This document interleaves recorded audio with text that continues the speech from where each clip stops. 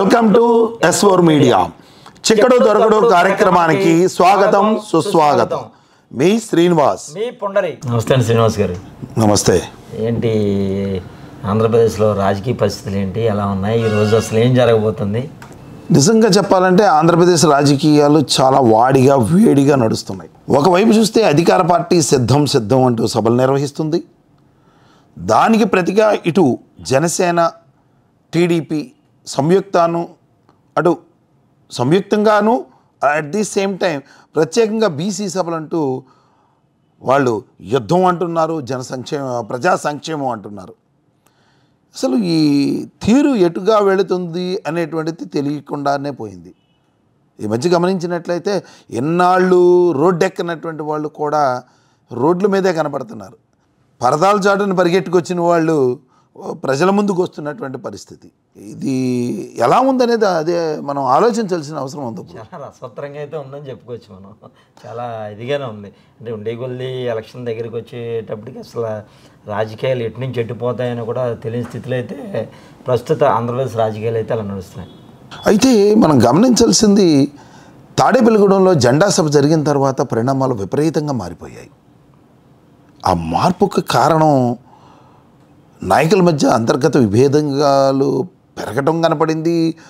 సభకు ముందే విడివాడ రామచంద్రరావు వచ్చేసి జేఏసీ పిఎస్సి చైర్మన్ అయినటువంటి నాదెళ్ల మనోహర్ ఎవరైతే ఉన్నారో ఆయన ఉన్నటువంటి కాటేజీకి వెళ్ళి గొడవ చేయటం అవన్నీ చూసాం. తర్వాత ఏలూరుకి సంబంధించి రెడ్డి అప్పలనాయుడు తణుకులో తెలుగుదేశానికి ఉమ్మడి అభ్యర్థిగా తెలుగుదేశానికి ఇచ్చారు టికెట్. అతను ఎలా గెలుస్తాడో చూస్తాను కూడా శబ్దం కూడా చేయడం జరిగింది. నేను అతనికి టికెట్ ఇస్తే నేను చనిపోతానని కూడా ఆయన చెప్పడం జరిగింది. అవును, అలాగే రెడ్డి అప్పలనాయుడు అయితే ఇవి కొంత సముదాయించినట్టు ఏదో కనపడుతుంది. ఏంటంటే నాయుడు కూడా నేను విడిగా పోటీ చేస్తాను, రెబల్ కింద వేస్తానని కూడా చెప్పడం జరిగింది.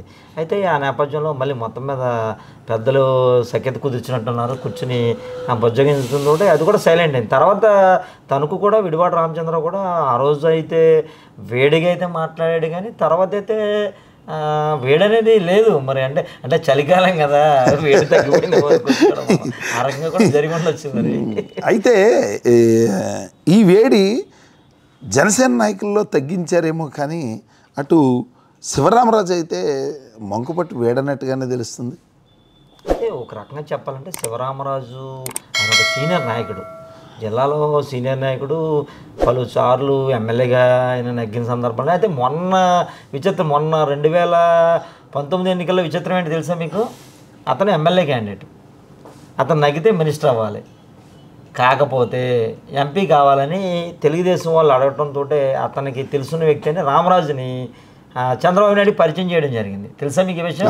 పరిచయం చేస్తే చంద్రబాబు నాయుడు దగ్గర సోదరుడు, అదే చుట్టాలనేది బంధుత్వం అనేది ఉంటుంది.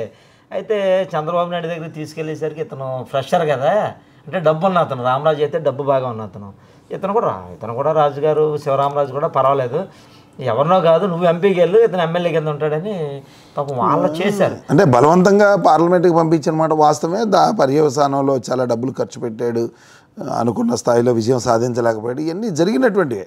కాకపోతే అతను ఎప్పుడైతే రామరాజుగా సీట్ అనౌన్స్ చేశారో ఉండి అప్పటి నుంచి తను కొంత పార్టీ విధానాల పట్ల విముఖత చూపించడం, జెండా పండుగకు రాకపోవడం, ఇవన్నీ కూడా తర్వాత పరిణామాలు మనం గమనిస్తే మళ్ళీ మీటింగ్ కూడా పెట్టి శివరామరాజు ఆఫీస్కి వెళ్ళి షేక్ హ్యాండ్ ఇచ్చి చేసినా ఏమన్నా నేను మద్దతు తెలపనని చెప్పేశాడుగా, ఓట్లేకంటే చెప్పేశాడు రామరాజు. తర్వాత నర్సాపురం చూద్దాం. నర్సాపురం బొమ్మడి నాయకర్ స్వల్ప 4,000-5,000 తేడాతో ఆయన ఓడిపోయాడు మొన్న ఎలక్షన్లో 2019లో జరిగినటువంటి. మరి ఇప్పుడు కొత్తపల్లి సుబ్బారెడ్డి తెర మీదకి వచ్చాడు. మరి నాయకరా లేకపోతే జనసేన అభ్యర్థి లేదంటే కొత్తపల్లి సుబ్బారెడ్డి, అది కూడా తెలియని పరిస్థితిలో ఉంది. మరి అక్కడ మత్స్యకారులు అంతా ఉన్నారు, కొత్తపల్లి సుబ్బారెడ్డికి ఇస్తే వాళ్ళు ఓటేస్తారో లేదో తెలియదు. ఈ నేపథ్యంలో వైసీపీ బలపడుతుందా, లేక వీళ్ళిద్దరూ సఖ్యత కూర్చుని అన్నదమ్ములు లేకుంటే ఈ మత్స్యకారులు లేకపోతే వాస్తవానికి కొత్తపల్లి సుబ్బారెడ్డికి ఈ ఎలక్షన్ ఎలా చెయ్యాలి ఏంటో పూర్తి అవగాహన ఉంది, కానీ ఆయన మారని పార్టీ లేదు అనేటువంటిది మాత్రం కూడా కొద్దిగా ఇంచుమించుగా అన్ని పార్టీలు అలా అలా అలా వెళ్ళొచ్చేసారు. కొత్తపల్లి సుబ్బారెడ్డి ఆల్రౌండర్ ఇప్పుడు అన్ని విభాగాలు అందరూ అవును అవును అదే కాబట్టి అన్ని రకాలు మీరు అలా అనొద్దు, ఇంకా బీజేపీ, సిపిఐ, సిపిఎం కూడా ఉన్నాయి. జాయిన్ అవుతాయి ఇక్కడ అలా అనుకుంటాం అయితే ఇది కదా. అంటే ఉన్న ముఖ్యమైన పార్టీలు ఏవైతే ఉన్నాయో పాలకొల్లు వచ్చేసరికి ఒక బలమైన అభ్యర్థి నిమ్మల రామానాయుడు. నిమ్మల రామానాయుడిని ఎలా చేల్చాలని ఒక అతన్ని వైసీపీ బీసీ నినాదం పలుకుతుంది. అక్కడ బీసీ ఓటింగ్ ఎక్కువ. అవునవును బీసీ ఓటింగ్ ఇచ్చి అక్కడ కులాల మధ్యన కూడా ఇది చేసే టైప్ అయితే ఉంది మనకి.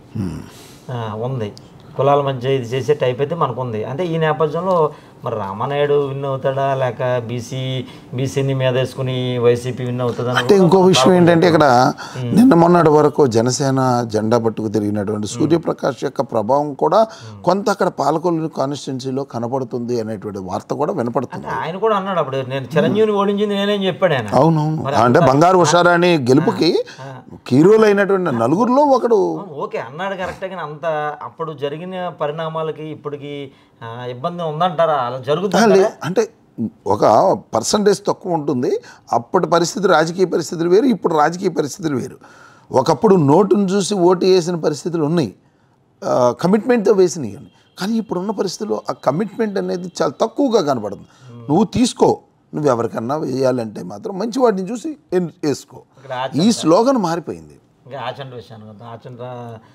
విషయానికి వస్తే సీనియర్ మా రెండు దఫాలుగా మంత్రి చేశాడు పెద్ద. ఈయన రంగనాథరాజు కూడా వైసీపీకి వచ్చాడు, బయటికి వెళ్ళాడు, టీడీపీకి వచ్చాడు, కాంగ్రెస్, ఇవన్నీ కూడా ఈయన కూడా ఇంచుమించుగా ఒక బీజేపీ జనసేన తప్ప రంగనాథరాజు కూడా ఇంచుమించుగా ఈయన కూడా అంత ఆల్రౌండర్ కాదు. ప్రజారాజ్యంలోకి వెళ్ళలేదు కదా, వెళ్ళలేదు. ప్రజారాజ్యం లేదు కదా, లేని దానికోసం మనం మాట్లాడుతాం. అంటే ఆనాడు మరి కొత్తపల్లి సుబ్బారాయుడు అటువైపు కూడా ఒక మొగ్గు చూపినటువంటి పరిస్థితులు. ఇప్పుడు ఇద్దరు మంత్రులు, ఇద్దరు మాజీలే కదా, ఇద్దరు మాజీ మంత్రులే, ఇద్దరు మాజీ మంత్రులు తలపడుతున్నారు. కానీ అక్కడ మొన్న టర్న్ అయితే బాగా రాజకీయం చేశారు ఈ రాజుగారు మంచి రాజకీయం చేశారు. కానీ ఈ సందర్భంలో అక్కడ ఒక బీసీ నినాదం అనేది బాగా ఎక్కువగా ఉంది. ఎందుకంటే అక్కడ ఎక్కువ బీసీ వాటర్స్ ఎక్కువ 80% at the same time aqua పరిశ్రమ కూడా దాని మీద ఆధారపడే వాళ్ళు, ఆ ఏరియా అంతా కూడా అదే కావటం. ఆ బీసీ సోదరులు బీసీ సామాజిక వర్గానికి చెందిన ఈ పెత్తన చచ్చిన ఉన్నాడు. అంటే వాళ్ళు కూడా మనకు తెలిసింది ఏంటంటే ఈసారైనా మన వాడిని మనం గెలిపించుకోవాలనే నినాదంతో కూడా అక్కడ అది కూడా మా tight fight. At the same time అక్కడ రెడ్డి సామాజిక వర్గం కూడా ఎక్కువగానే ఉంది. రెడ్డి సామాజిక వర్గం అంటే పర్సంటేజ్ పరంగా దీని తర్వాత 8,000 9,000 ఉంది ఓటింగ్ అక్కడ. తర్వాత కాపులు కూడా 10,000 నుంచి 13,000 14,000 కాపు ఓటింగ్ ఉంది. అయినప్పుడు కూడా బలమైన సామాజిక వర్గం ఆచంటే మరి ఆ బీసీలు ఆ బీసీ సామాజిక వర్గం మరి ఎవరిని నిర్ణయిస్తారో చూసుకోవచ్చు. ఇక తర్వాత విషయానికి వస్తే మనకి తణుకు ఆర్మిల్ రాధాకృష్ణ రంగంలో ఉన్నాడు. ఆర్మిల్ రాధాకృష్ణ లెక్కేసుకుంటే మొన్న కూడా ఇప్పుడు ప్రస్తుత మంత్రి కారుమూరి స్వల్ప ఓట్లతో పెద్ద ఏం కదా 2,000 అంతా వచ్చింది. అంటే అంత వేవులో కూడా తక్కువ మెజారిటీ. రాధాకృష్ణ 3,000 తేడాలో ఓడిపోయాడు. తర్వాత అదే టైంలో జనసేనకి ₹1 ఖర్చు చేయకుండా 36,000 చిలుకంత ఓటింగ్ వచ్చింది. అది కూడా అక్కడ కాపు సామాజిక వర్గం కూడా ఇంచుమించు 60,000 అంతా ఓటింగ్ ఉన్నట్టుంది. వాళ్ళు కూడా మరి జనసేన ఆదరించారా ఏంటనేది మనం కూడా చూడవచ్చు. అయితే ఈ రెండిట్లి టీడీపీ జనసేన కలిసి 100% కనుక వీళ్ళంతా కూడా రాజకీయం చేయగలిగితే అక్కడ కూడా పరిణామాలు టైట్ ఫైట్. అది కూడా అంటే ఇక్కడ ఒక విషయం గమనించాలి. రాజకీయ పెద్దలుగా చెప్పబడే వాళ్ళు ఎవరైతే ఉన్నారో ఇటు చేగుండి హరిరామజోగయ్య కానీ లేకపోతే అక్కడ తుని ముద్రగడ పద్మనాభం గారు కానీ వీళ్ళ యొక్క ప్రభావం కొంత కనపడుతుంది. ఎందుకంటే వాళ్ళకి ఎప్పటి నుంచో వాళ్ళకి ప్రాధాన్యత ఇస్తారు అని ఆలోచించిన తరుణంలో వీళ్ళకుండే సమీకరణాలు వీళ్ళతోటి వాళ్ళ దూరం పెట్టారు అనేటువంటి జనసేన నాయకులు దూరం పెడుతున్నారు. పెద్ద తరహా 50-50+ అంతా కూడా ముద్రగడ కోసం జోగయ్య గారి కోసం ఆలోచిస్తారండి. యూత్ ఉంది 40 లోపు ఉన్నదంతా కూడా ఆలోచించి పరిస్థితి అయితే నాకేం కనపడట్లేదు. ఆవేశంగా ఉంటారు కదా, ఆవేశంగా ఉంటారు అంతా కూడా. అంటే ఆ నేపథ్యంలో తణుకు కూడా మనకి టఫ్ అని చెప్పుకోవచ్చు అంటారా? తణుకు కూడా అంటే టఫ్ అని కాదు, అంటే గత ఎన్నికల్లో జరిగినటువంటి దాని పరిణామాలు చూస్తే జనసేన టీడీపీ ఈ 2 ఓటు బ్యాంకులు కలిసినప్పుడు ఆ పరిస్థితి ఎక్కువగా అపోజిషన్ వాళ్ళు ఎవరైతే ఉన్నారో కనపడే అవకాశం ఉంది. అయితే విడివాడ రామచంద్రరావు గారు సహకరించడం అనేటువంటిది అతను ఏ రకంగా సహకరించాడు, ఎంతవరకు సహకరిస్తాడు అంటే ఇప్పటివరకు అయితే కామప్ చేశారు. అది ఎంతవరకు ఏంటి అనేది అంతర్గత వ్యవహారం. అయితే ఈ ముదురుతున్నటువంటి వ్యవహారంలో తొందరగా త్వరితగతిన అభ్యర్థుల ఎంపికను ఇరు పార్టీలు మెయిన్ ఏంటంటే టీడీపీ జనసేన అభ్యర్థుల ఎంపిక కంప్లీట్ చేస్తే వాట్ ఈజ్ వాట్ అనేటువంటిది తెలుస్తుందేమోనని ఒక ఆలోచన. మరి తాడేపల్లి కూడా ఉంది, తాడేపల్లి కూడా పరిస్థితి ఏంటంటారు? అంటే ఇద్దరు కూడా ఇప్పుడు నువ్వా నేనా ఎవరికి మట్టిగా అటు బొలిసెట్సినేమో నాదే అనేటువంటి విధంగా ప్రచారం కొనసాగుతున్నారు. అలాగే తెలుగుదేశం నుంచి వచ్చే అటు ఒలవల బాబ్జీ నుంచి కూడా అదే విధమైంది. కానీ పబ్లిక్లో ఇద్దరు పోటాపోటీగా వెళ్తున్నారు. ఆదరాభిమానాలు కూడా అలాగే ఉన్నాయి. అయితే ఏంటంటే ఇక్కడ ఉన్న పరిస్థితులు ఎంతవరకు ఎవరికి ఇస్తారు ఏంటి అనే దాని మీద క్లారిటీ ఇవ్వకపోతే ఎవరో ఒక్కరికి ఇవ్వాలి కదా, ఒక్కరికే ఇవ్వాలి. ఒకటే మరి ఒకళ్ళు ఇంకొకరికి చేస్తారంటారా? అది ఎంతవరకు అనేది ఒకవేళ అభ్యర్థి అదే ఇప్పుడు కన్సల్టెంట్ అతను చెయ్యకపోతే వెనకాల పరిస్థితి ఏంటి? అది అంటే బొలిశెట్టి శ్రీనివాస్కి అందరితోటి మంచి సన్నిహిత సంబంధాలు ఉన్నాయి కాబట్టి టీడీపీ నుంచి వచ్చిన వ్యక్తే కాబట్టి ఆ రిలేషన్స్ అవి ఖచ్చితంగా కొంత సపోర్ట్ అయితే వస్తుందని భావిస్తున్నాం. అది ఏది ఏమైనా నాయకుల యొక్క మనస్తత్వాలు ఎప్పుడు ఎలా ఉంటాయో తెలియదు కదా. మంత్రి ఉన్నారు కదా కొట్టి సత్యనారాయణ గారు, అంటే వాళ్ళకి ఒక భరోసా ఉంది. ఎలాగంటే పిల్లి కొట్టుకుంటే ఏదో గద్దెత్తుకుపోయినట్టుగా ఏమో చెప్పలేము. ఈ వైషమ్యాల మధ్య అంటే కొట్టి సత్యనారాయణకి టికెట్ ఇస్తారంటారా? ఏదో మధ్యలో ఈలినాయన పేరు కూడా వాస్తవానికైతే ఇప్పటి వరకు సుస్పష్టంగా ఎక్కడ ఇవ్వకపోయినప్పటికీ కొత్త అభ్యర్థిని తీసుకొచ్చి సాహసం చేస్తే ఎలా ఉంటుందా అనేది కూడా ఇంకా చర్చోపచర్చలు జరుగుతున్నట్టుగానే తెలుస్తుంది. ఈ మధ్య రీసెంట్గా నవరత్నాలు వాళ్ళ అధికార పార్టీని వ్యతిరేకించేటువంటి వాళ్ళు కొంతమంది వెళ్ళి ఏదో మాట్లాడడం ఇవి రకరకాలుగా జరుగుతూనే ఉన్నాయి.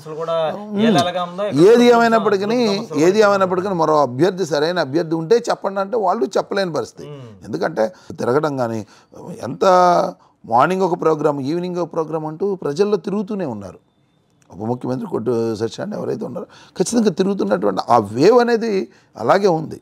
సరే, రాజకీయాలు చేయడం వేరు, ఎలక్షన్ చేయడం వేరు. ఆ ఎలక్షన్ చేయడంలో మాత్రం ఎవరికి వారే దిట్ట, అందులో అనుమానం లేదు. ఇక భీమవరం అనేది నిన్న మొన్నటి వరకునేమో పవన్ కళ్యాణ్ అన్నారు, ఇప్పుడేమో పవన్ కళ్యాణ్ అన్నారు. ఆయన కూడా అంత 6,000-5,000 లోపల గ్రంథి శ్రీనివాస్ మీద వాటంపాలు అవ్వడం జరిగింది. అయితే సానుభూతి ఉందని ఒకవైపు చెబుతున్నారు, నేనంతా కూడా అభివృద్ధి చేశాను, ఏదో గ్రంథి శ్రీనివాస్ 4 ఎకరాల 6 ఎకరాల కోట్ల భూమిని హాస్పిటల్కి నన్ను దానాదత్తం చేసింది ఆయన చెప్తున్నాడు. అంటే మనం గమనించాల్సింది అది కాదు.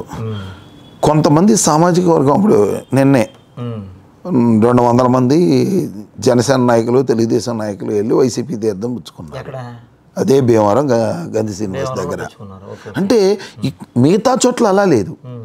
ఇతర పార్టీల నుంచి ఈ ఉమ్మడి వీళ్ళ దగ్గరకు వచ్చి జరుగుతున్నారు. ఇప్పుడు వైసీపీ నుంచి గంధి శ్రీనివాస్ కన్ఫర్మ్ అయ్యారు. కానీ ఇప్పుడు పోటీ చేస్తాడా, పిఠాపురం చేస్తాడా, లేకపోతే అంటే మన దగ్గరే ఇన్ని ప్రశ్నలు ఉంటే ఓటర్ను ఆడిపట్టుకోవాలిగా మనం. ఆ ఓటర్కి దృష్టిలో ఇంకెన్ని ప్రశ్నలు ఉంటాయి? నేను అడిగేది ఏంటంటే రైట్ నియోజకవర్గంలో పోనీ జనసేన టీడీపీ కలిపి ఉందండి, అటు వైసీపీ ఇప్పుడు రామాంజనేయులు నీకే అవకాశం ఉంటుంది నువ్వే చూసుకో అని చెప్తున్నారు. కానీ అంత మాత్రం చేత పవన్ కళ్యాణ్కి చేసినంత తొందరగా, పవన్ కళ్యాణ్ చేసినంత ఫాస్ట్గా తనకు చేస్తారా లేదా? వీటన్నిటికంటే ఇంకో మాట మనం ఆలోచించాలి. బీజేపీతో పొత్తు ఉందా అసలు లేదా? ఆ పొత్తు పొడిసేనా? పొత్తు పొడుస్తుందో లేదా, ఏ రకంగా పొడుస్తుంది అంటే వెన్నుపోటు పొడుస్తుందా లేకపోతే? ఎందుకంటే అది ఆ ఓటు బ్యాంక్ కూడా కొంతలో ఏదన్నా ఎంత ఉంది ఏంటి అనేది అలాగ ఉన్నా సరే భీమవరం ఉంది. ఏదైనా కూడా కొంత ఇంచుమించుగా అన్ని నియోజకవర్గాలు మనకు చెప్పవచ్చు, కానీ భీమవరం అయితే సస్పెన్స్గానే ఉంది. అంటే ఉమ్మడి జిల్లాలో భీమవరం టఫ్. ఈ 2 కూడములకి వయసు. అంటే ఇంకో విషయం కూడా గమనించాలి. నిన్న మొన్నటి వరకు తాడేపల్లి గూడమే మాట్లాడుతూ వచ్చినటువంటి ఈ ప్రజలు ఇప్పుడు అందరి దృష్టి శివరామరాజా రామరాజా ఉండి మీదకి వెళ్ళిపోయింది. మనం అది కూడా అంటే మనం ఒక చోట కూర్చొని మనం కేంద్రీకరించుకొని కూర్చున్నప్పుడు ఓహో అది ఓహో ఇది అని అనుకుంటున్నాం. అది కాదు, అది ఒక రకంగా తెలుగుదేశం పార్టీకి కంచుకోట. అలాంటి కంచుకోటలో రెబల్ అభ్యర్థి వస్తే ఏంటి అనేటువంటిదా అది ఒక సుస్పష్టంగా ఆలోచించి చేసుకోవాల్సిన విషయం. ఏదేమైనా రానున్న కాలంలో మరో ఎపిసోడ్లోపే ఈ యొక్క మనం ఎప్పుడైతే చర్చించామో ఆ చర్చల అన్నిటికీ కూడా ఒక శుభం కార్డు పడుతుందని చెప్పేసి ఆశిస్తాం. నమస్తే, మీ శ్రీనివాస్. నమస్తే, మీ పుండరి.